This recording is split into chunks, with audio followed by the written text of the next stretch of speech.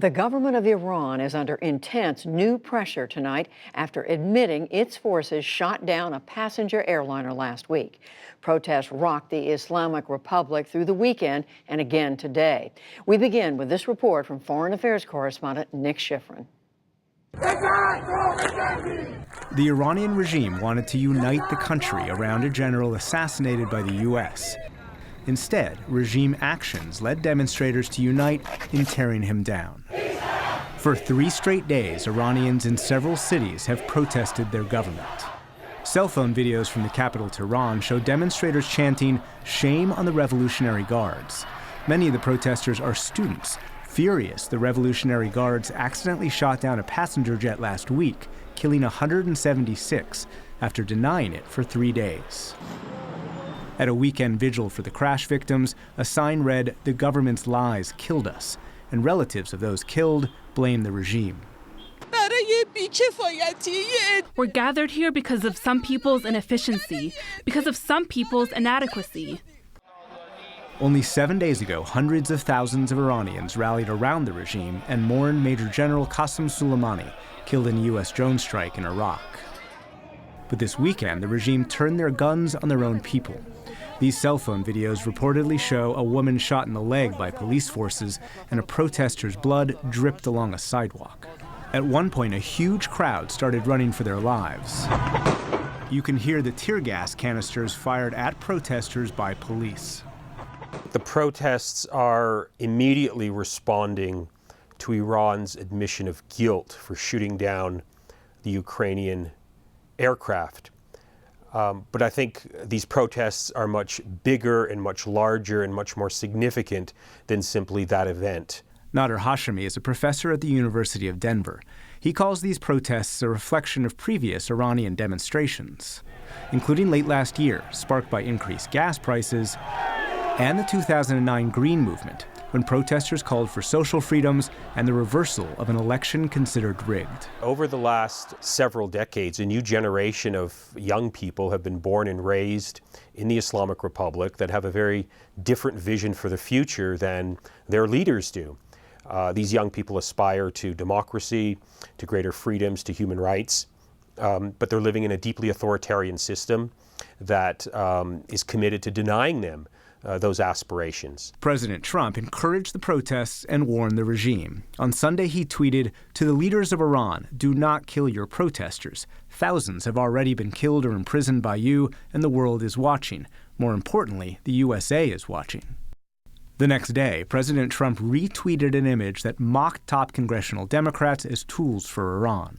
On Fox News today, Press Secretary Stephanie Grisham went even further. I think the president is making clear that the Democrats have been parroting Iranian talking points and almost taking the side of terrorists. Senior administration officials also struggled to synchronize their story for why they targeted Soleimani in the days after Iranian-backed militias laid siege to the U.S. Embassy in Baghdad.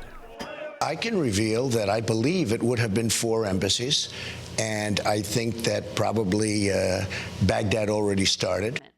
But on CBS's Face the Nation, Secretary of Defense Mark Esper declined to repeat that. Well, the president didn't say there was a tangible, he didn't cite a specific piece of evidence. What he said is he believed. Are you saying there wasn't one? I didn't see one with regard to 4 embassies. What I'm saying is I share the president's view that probably my expectation was they were going to go after our embassies.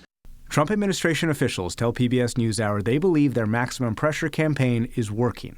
But critics warned the policies are strengthening Iran's hardliners and the cycle of confrontation continues. The Trump administration is feeling emboldened by these protests, and the Iranian government is in no mood for negotiation after the assassination of Soleimani. So, and Nick Schifrin joins me now. So, Nick, we're just hearing this expert say confrontation between the U.S. and Iran likely to continue.